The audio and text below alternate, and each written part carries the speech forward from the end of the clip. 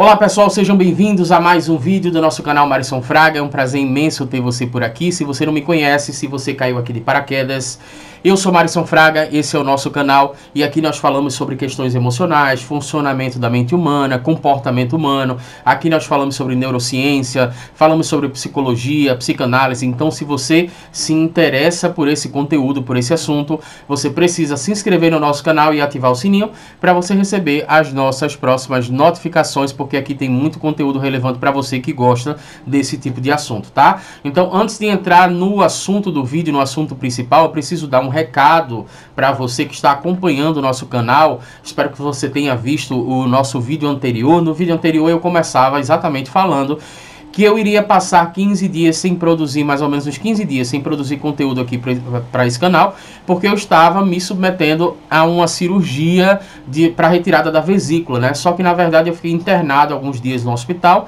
e não consegui fazer essa cirurgia. Na verdade deu tudo errado lá, ou deu tudo certo, depende do ponto de vista que você vê, né? Mas enfim, aconteceu de uma forma tal que eu não pude fazer essa cirurgia, apesar de ter ficado alguns dias internado no hospital, né? As pessoas que estavam na minha frente, na verdade, elas tiveram complicações nas suas respectivas cirurgias e eu tive que passar alguns dias no hospital. Inclusive é uma coisa péssima você ter que dormir de máscara no hospital, né? E diga-se de passagem, se eu não peguei Covid até agora, eu não sei quando é que eu vou pegar, mas enfim, vamos esperar os próximos dias. Por que que eu estou falando sobre isso? Porque no vídeo passado eu citei que eu ia ficar esses 15 dias sem fazer vídeo aqui para o canal, pela recuperação, né, da cirurgia. E eu falei também que nós estávamos trazendo alguns casos de Freud aqui, alguns textos de Freud. A gente estava trazendo os textos de forma comentada e nós estávamos trazendo também alguns casos de Freud, como por exemplo os casos que estão lá no livro Estudos sobre Histeria, né, que Freud lançou junto com Joseph Breuer em 1895. Inclusive aqui no canal a gente tem o caso Catarina, de uma forma bem minuciosa, de uma forma detalhada. Então é dessa forma que a gente quer trazer. Eu quero trazer, na verdade, uma videoaula para você que porventura aí tenha lido e não tenha entendido algumas questões, ou talvez você não tenha tido a oportunidade de ler esses casos de Freud e queira conhecer justamente aquele período ali do final, né, do século XIX, quando ele estava justamente fazendo aqueles estudos ali com Joseph Breuer, né? Por que eu estou falando isso? Porque também eu tinha dito que esse vídeo daqui, o próximo vídeo, na verdade, seria um caso de Freud, mas devido a toda a situação que aconteceu, de eu ter passado um período no hospital, eu não tive condições de preparar esse material para você. Então a gente decidiu lançar mais um vídeo antes de vir com esse caso de Freud. Então se inscreve no nosso canal se você não é inscrito e ativa o sininho, porque muito provavelmente, a não ser que as coisas saiam do rumo, a não ser que algo imprevisível aconteça, o próximo vídeo a gente sim vai trazer um caso de Freud que é bastante interessante e eu vou deixar de surpresa para você, tá? Então no vídeo de hoje a gente quer falar aqui sobre uma questão, né, que eu já tinha percebido na verdade há algum tempo, que são as postagens nas redes sociais e como elas, de certa forma, de uma forma inclusive até inconsciente, elas revelam neuroses dos seres humanos, né? As pessoas que postam nas redes sociais, seja no Facebook, seja no Instagram, essas postagens, no fundo, a grande maioria delas, elas acabam revelando algumas neuroses, elas acabam revelando alguns traumas, elas acabam revelando algumas dores emocionais. E já que a gente tem aqui muitas pessoas inscritas no canal que são estudantes de psicologia, que são estudantes de psicanálise e que são pessoas de forma geral que gostam desse assunto, então eu quero trazer essa percepção, eu quero trazer um olhar diferente para você, né? Eu quero trazer um olhar diferente justamente para que quando você veja uma postagem no Facebook, quando você veja uma postagem no Instagram, você faça um exercício ali que vai ser interessante para você, vai ser muito curioso esse exercício, que é de analisar qual seria a dor daquela pessoa que está postando aquilo ali, que aparentemente não tem nada a ver com o trauma dela, tá? Então é sobre isso que a gente vai falar aqui nesse vídeo. Inclusive você pode até analisar as suas próprias postagens, tá? Eu vou falar sobre uma postagem minha que eu observei que tinha a ver com a dor emocional, com a questão que eu havia passado na infância. Daqui para o final do vídeo eu vou falar sobre isso e tem a ver justamente com esses livros aqui atrás, tá? Isso é uma coisa que eu consigo revelar para você tranquilamente, porque é uma coisa que já foi muito bem resolvida, tá? Então vamos lá. Vamos começar a falar. A primeira coisa que a gente precisa entender, né, nessa questão de observar as postagens das pessoas nas redes sociais, eu preciso trazer alguns pontos aqui interessantes. Em primeiro lugar, postagem na rede social não é fator que vai possibilitar você a elaborar um diagnóstico, por exemplo, né? Então, quando você vê uma postagem na rede social, não significa necessariamente que você tem autoridade ou que você tem elementos o suficiente para construir como é que eu posso falar? Construir um diagnóstico daquela pessoa, na verdade. As redes sociais, na verdade, na minha opinião, elas refletem muitas vezes o momento psíquico do ser humano. Elas refletem as dores emocionais, muitas delas são traumas da infância, mas também, na sua maioria das vezes, elas refletem aquele momento psíquico, como, por exemplo, alguém que terminou o relacionamento e começa a falar muita frase de positividade. Não sei se você já percebeu isso, mas tem gente que quando termina o relacionamento começa a postar coisas que não postava antes, que são muitas frases de positividade, sabe? Aquela frase de uma pessoa que vai vencer na vida e tal, na verdade está passando uma indireta para o ex, né? E se você tiver uma percepção diferenciada, um olhar mais psicanalítico, digamos assim, um olhar até mesmo mais psicológico, né? Ligado à ciência da psicologia, você vai perceber que na verdade aquela pessoa que está postando aquelas frases de otimismo, muitas vezes ela está sofrendo profundamente e que na verdade ela quer apresentar ali para as pessoas e principalmente para o ex ou para a ex que de fato ela não está sofrendo, que ela conseguiu superar o final do relacionamento de uma forma muito boa. Então é muito interessante você observar todos esses movimentos. Muitas vezes as redes sociais elas refletem um momento psíquico da pessoa, mas também reflete traumas que estão enraizados, traumas que foram sofridos ali, né? Traumas que aconteceram, que foram vivenciados na primeira ou na segunda infância, ou seja, coisa de muito tempo atrás. Sobre isso que a gente vai falar hoje, eu quero trazer aqui alguns comentários, né? Por exemplo, uma coisa que você pode observar muito bem, e deixa eu só fazer um parênteses aqui, quando a gente fala da questão de postagem na rede social, eu não estou querendo dizer aqui que toda postagem na rede social está revelando um trauma, está revelando uma dor, está revelando uma neurose. Eu não estou querendo dizer isso, tá? Seria muito leviano da minha parte falar isso para você. Mas o que eu posso dizer para você, de acordo com a minha opinião, aqui eu estou falando da minha opinião, eu posso falar para você que a grande maioria das postagens, se você observar direito, dá para perceber neuroses das pessoas, dá para perceber as dores emocionais, aqueles traumas que ainda não foram muito bem elaborados psiquicamente e por causa disso as pessoas não conseguiram vencer ou talvez até ressignificar aquelas respectivas experiências. Então a gente vai falar sobre algumas postagens, por exemplo, você pega uma pessoa que sempre está postando sobre a sua dieta, né? Está postando que ela consegue perder peso, ela está postando, por exemplo, que ela está fazendo academia e ela está ganhando massa muscular. Isso é tudo muito maravilhoso, porque a pessoa está feliz com o seu próprio corpo, mas inconscientemente isso pode apresentar, ou seja, isso pode revelar que a pessoa está buscando aceitação social. É uma das possibilidades. A gente está trabalhando com o ser humano, então a gente tem que entender que a gente está trabalhando aqui com possibilidades, tá? Então a pessoa pode estar buscando sim aceitação social, aprovação social. A pessoa pode estar apresentando ali, na verdade, que ela teve um problema de rejeição na infância, né? E por causa disso ela precisa de uma validação social para poder ela entender através de curtidas, né? Através de comentários, ela entender que ela tem valor, ela entender através da apresentação do corpo dela. Você já percebeu, por exemplo, que tem mulheres que postam muita foto de biquíni? Aquilo ali, obviamente, a gente vive um mercado hoje, que é o mercado do Instagram, né, que tem uma profissão que é nova, no caso da influencer, por exemplo, que muitos influencers acabam utilizando o seu próprio corpo para ganhar seguidores. Tudo bem, é o que eu estou falando, né? Não dá para a gente chegar e diagnosticar uma pessoa a partir de uma postagem da rede social.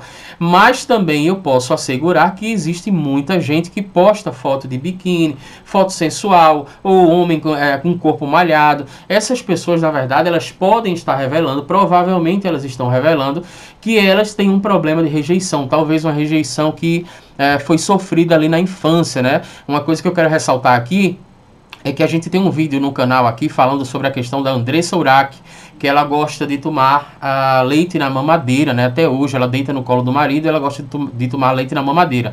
E eu fiz esse vídeo justamente, eu não sabia nada sobre a Andressa Urach, achei inclusive que ela fosse até, parece uma paniquete, alguma coisa assim. Depois eu descobri que ela não era, através dos comentários das pessoas. Ela tem um livro que eu nunca cheguei a ler, mas despertou a curiosidade. Mas por que eu estou falando da questão da Andressa Urach?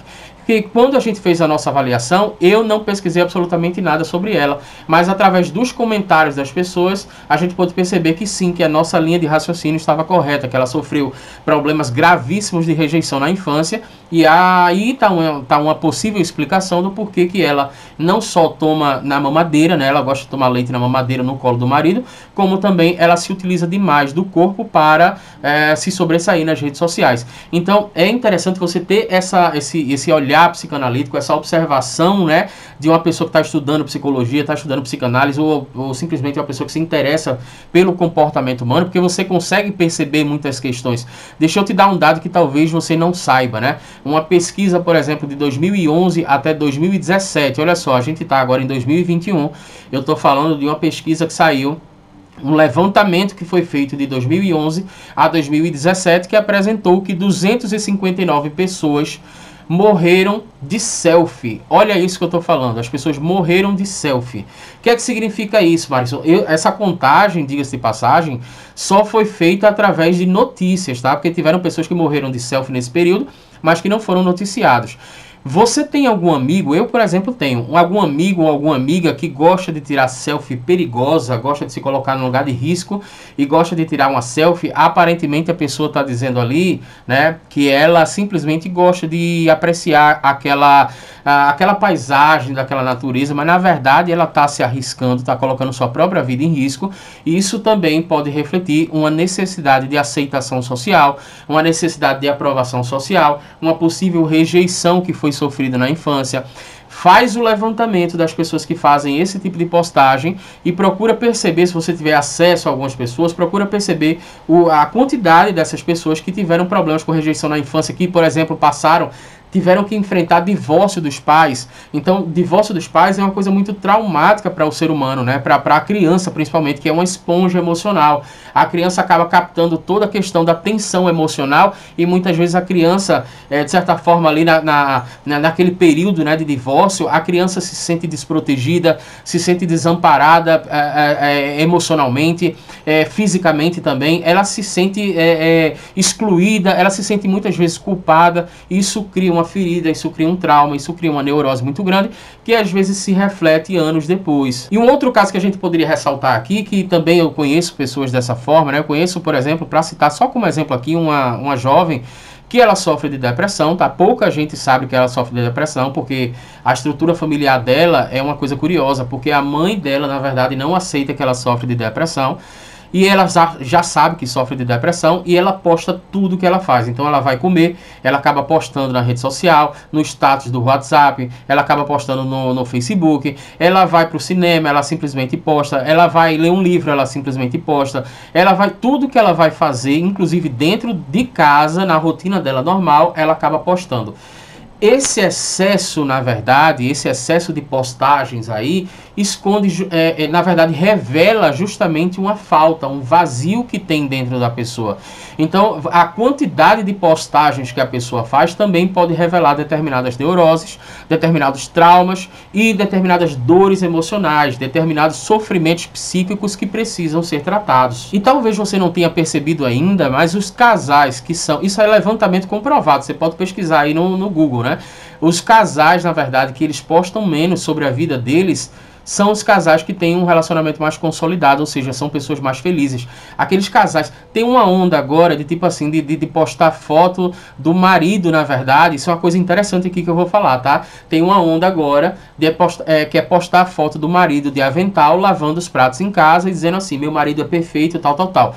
Só que se você pesquisar, você vai perceber que o número de pesquisas, por exemplo, no Google, né, porque tem como você monitorar isso, inclusive através de ferramentas como o Google Trends, você vai perceber que o número de pesquisas da seguinte maneira: será que meu marido é homossexual? Como saber que se meu marido é gay? Então é um negócio curioso, porque a partir do momento que você começa a ver determinados perfis, né, determinados protótipos, arquétipos, digamos assim, entre aspas, de postagens nas redes sociais, ao mesmo tempo você também vê um crescimento de mulheres que estão com dúvidas sobre a questão da sexualidade infidelidades do marido, de mulheres que estão com dúvidas sobre realmente se o marido tem outra ou não. Então tem uma questão aí extremamente relevante para a gente observar no que diz respeito a redes sociais, pessoas, por exemplo, narcisistas, né, que gostam simplesmente de apresentar as suas conquistas. Aí eu estou dizendo aqui, por exemplo, então quer dizer que se eu me formar e eu apresentar um diploma, eu, por exemplo, eu gosto de postar minhas notas nas redes sociais.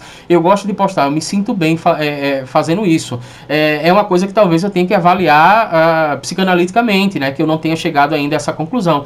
Mas sempre eu me sinto feliz e vou lá e faço uma postagem para comemorar justamente aquele êxito nas notas que eu tenho, por exemplo, na aula na faculdade de psicologia. Mas isso também pode ser entendido, interpretado, dependendo da pessoa, como uma questão narcisista, né? Então você pode observar ali um traço narcisista. E para finalizar esse vídeo aqui, só para você entender a questão de postagens, né, como isso revela algumas dores emocionais, alguns traumas que foram vivenciados na infância.